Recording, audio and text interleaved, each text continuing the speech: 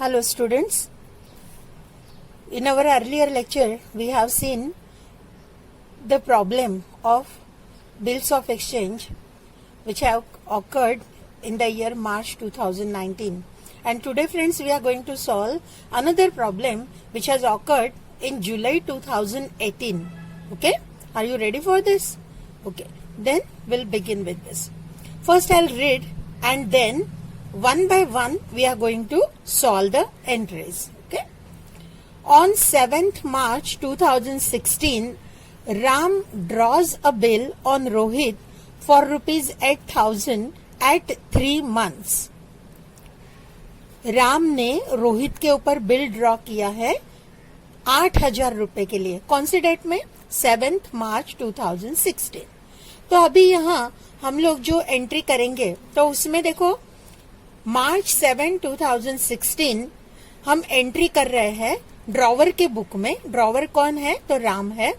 तो ड्रॉवर के बुक में एंट्रीज होगी. देखो यहाँ पे bills receivable account debit 8,000 to Rohit account 8,000 और कितने महीने के लिए है ये? 3 मंथ्स के लिए. तो यहाँ पे नरेशन आएगा being acceptance received for 3 months. Okay, उसके बाद में देखो क्या हुआ. Rohit accepts the bill and return it to Ram. Ram ने फिर बाद में क्या किया? Ram then sends the bill to his bank for collection. इसका मतलब राम ने बैंक कलेक्शन के लिए बिल को भेज दिया, उसी डेट को भेज दिया है. तो हम लोग देखो यहाँ पे क्या कर रहे हैं अभी. 7th डेट 7th ही है. Bank for collection account debit 8,000 to bills receivable account 8,000 और नरेशन आएगा being bill send to bank for collection. ठीक है, अब ये हमारा यहाँ तक का प्रॉब्लम हो गया. अभी आगे चलते हैं. On due date Rohit finds himself unable to make payment of the bill and requests Ram to renew it. इसका क्या मतलब हुआ कि मैच्योरिटी डेट में. अब देखो फ्रेंड्स, मैच्योरिटी डेट कैसे निकालते हैं? बहुत आसान है. आपका बिल कभी ड्रॉ हुआ? 7th मार्च को, और कितने महीने के लिए था? तो 3 मंथ्स के लिए था. तो let us calculate 3 months after 7th मार्च. 7 मार्च के बाद में 3 मंथ्स हम कैलकुलेट करेंगे. ठीक है, कैसे? 7th मार्च से लेके 7th अप्रैल, 7th मई, 7th जून. तो 7 जून को 3 मंथ्स कंप्लीट होते हैं. लेकिन बिल्स ऑफ एक्सचेंज के रूल के मुताबिक 3 डेज ऑफ ग्रेस मिलते हैं. तो 7 जून से लेके 3 डेज ग्रेस के. तो इसका मतलब मैच्योरिटी डेट कौन सी हो गई आपकी? तो ये हो गई आपकी maturity date June 10. 10th of June को मैच्योरिटी डेट हो गई. अब ये डेट को इसने, रोहित ने क्या बोला कि आई एम अनेबल टू पे. उसने अनेबल टू पे बोला, इसका मतलब बिल क्या हो गया? डिसऑनर हो गया. तो ये डिसऑनर की एंट्री हम लोग करेंगे यहाँ पे. Drawee account debit to the holder of the bill. तो ड्रॉवी कौन है भाई? रोहित है. तो रोहित के अकाउंट को डेबिट दे दिया 8,000 से. और holder of the bill, holder of the bill का मतलब क्या होता है कि अभी बिल किसके पास है? तो बिल पास किसके हैं? बैंक फॉर कलेक्शन के. तो हमने एंट्री क्या की है? Rohit account debit 8,000 to bank for collection account 8,000 और नरेशन क्या आएगा? Being cancellation of bill. या आप इसे लिख सकते हैं कि being dishonour of the bill which was send to bank for collection. ठीक है, अब यहां तक हो गया. इसके बाद में देखते हैं Ram agreed on the condition. अभी राम ने देखो एक कंडीशन डाल दी. क्या कंडीशन डाल दी? कि Rohit should pay 5,000 in cash and should accept a new bill for the balance at 2 months. अभी नेक्स्ट बिल कितने महीने के लिए होगा? 2 मंथ्स के लिए. ठीक है, अलॉन्ग विथ इंटरेस्ट कितना रुपया? 200 रुपया. इसका मतलब कि रोहित ने पहले तो क्या करना चाहिए भाई? 5,000 रुपए का कैश उसको पेमेंट करना है. उसके बाद में नया बिल बनेगा. अब यहाँ पे फ्रेंड्स सोचो स्टूडेंट्स कि 8,000 रुपए का बिल था, 8,000 का अर्लियर बिल था. उसमें से 5,000 रुपए अगर रोहित कैश में देने वाला है तो जो न्यू बिल होगा वो कितने रुपए के लिए होगा? ऑब्वियसली 8,000 माइनस 5,000, 3,000 के लिए. ओके, और अलॉन्ग विथ इंटरेस्ट मतलब नया बिल कितने का होगा? 3,200 का. अब ये तीनों स्टेप जो है 1 बाय 1 करके हम लोग देखते हैं. सबसे पहले तो क्या होगा कैंसिलेशन का एंट्री हमने देख लिया यहाँ पे। अब नेक्स्ट क्या है, 200 रुपया जो इंटरेस्ट है, तो ये 200 रुपया सीधा नया बिल में इंक्लूड तो हमें करना है, लेकिन उसका पहला स्टेप क्या होता है कि इंटरेस्ट को हमें ड्यू करना पड़ता है। तो उसकी एंट्री देखो फ्रेंड्स, यहाँ पे क्या एंट्री है, Rohit account debit 200 to interest account credit 200। अब यहाँ पे इंटरेस्ट को क्रेडिट किया किसके बुक में, राम के बुक में।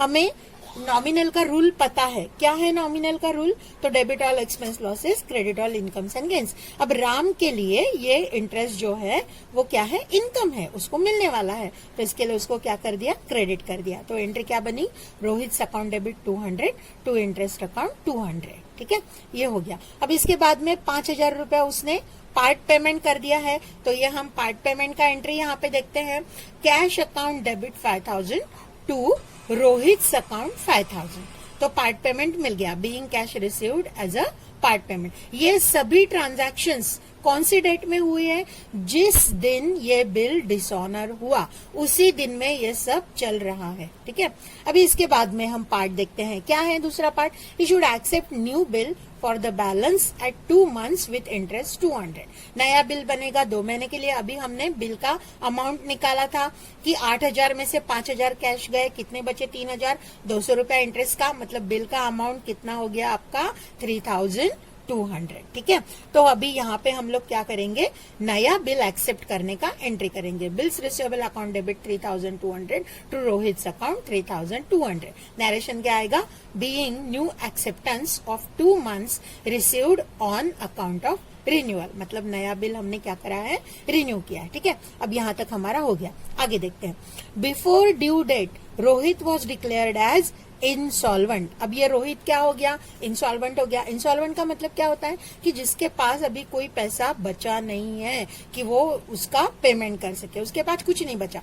अब ये क्या है कि पैसा बचा तो नहीं है, लेकिन उसका जो प्राइवेट प्रॉपर्टी है, प्राइवेट इस्टेट है, तो आगे देखो क्या लिखा है, 1500 could be recovered from his private estate. उसके प्राइवेट इस्टेट में से कितना पैसा रिकवर हो गया है, 1500 रुपीज प्राइवेट प्रॉपर्टी में से रिकवर हुआ है। ठीक है, अब इसके लिए 2 एंट्रीज हमें पास करनी पड़ेगी। ठीक है, अब ये 2 एंट्रीज कौन सी है फ्रेंड्स, तो यहाँ पे 2 एंट्रीज हम लोग देखेंगे अभी। तो ये पहला एंट्री, ये अगस्त 13 कौन से दिन से है, तो जून 10 से लेके हमें 2 महीने आगे काउंट करने हैं। तो 10 जून से 10 जुलाई, 10 जुलाई से 10 अगस्त, और 10 अगस्त में 3 दिन मतलब 3 days ऑफ ग्रेस हम ऐड करेंगे, तो ये आपका दूसरे नए बिल का मैच्योरिटी डेट आपको मिलेगा। अब मैच्योरिटी डेट में क्या हो गया, बिल को फिर से डिसऑनर हो गया है, क्यों, because due to the insolvency of the drawee, Rohit insolvent हो गया है, तो इसके वजह से हुआ है। ठीक है, तो अभी एंट्री देखो हम क्या करेंगे यहाँ पे, very simple, Rohit account debit 3200 to bills receivable account 3200। अब यहाँ पे क्या करेंगे, being dishonour of new acceptance, simple सा नरेशन है। ठीक है, अब ये जो एडजस्टमेंट है, this is very important, star adjustment. इसमें क्या क्या है देखो, अब हमने एडजस्टमेंट में ही पढ़ा है कि only 1500 could be recovered from his private estate, private property. तो जितना मिला है उतने को हम कैश अकाउंट डेबिट देंगे, कैश अकाउंट डेबिट 1500। ठीक है, 3200 में से 1500 रुपया मिल गया, तो कितना रुपया है जो नहीं मिला, तो वो है 1700। कैसे निकाला, 3200 माइनस 1500, ये मिला आपका 1700। तो 1700 हमें मिला नहीं है, तो ये क्या हो गया, बैड डेट्स हो गया। तो हम लोग क्या कैसे एंट्री करेंगे, कैश अकाउंट डेबिट 1500 क्या है, जितना हमें पैसा मिला, बैड डेट्स अकाउंट डेबिट 1700, इतना पैसा हमें नहीं मिला, टू रोहित अकाउंट, तो ये टोटल अमाउंट में से रोहित अकाउंट को क्रेडिट करेंगे 3200, being part payment received in full settlement. अभी ये जो है इसका क्या हो गया है, फुल सेटलमेंट हो गया है। ओके फ्रेंड्स, तो इस प्रकार से ये प्रॉब्लम हमने आज यहाँ पे जुलाई 2018 का सॉल्व किया है। Students, you have to solve as much as questions, as much as problem you are having with you. Text book में बहुत प्रॉब्लम है, आप सॉल्व किए हुए प्रॉब्लम को सॉल्व करके देखिए, फिर अनसॉल्व प्रॉब्लम को आप सॉल्व करना, तो उसकी वजह से क्या होगा कि आपकी जो प्रैक्टिस है वो ज्यादा हो जाएगी, ठीक है, and you will become master of it. Thank you.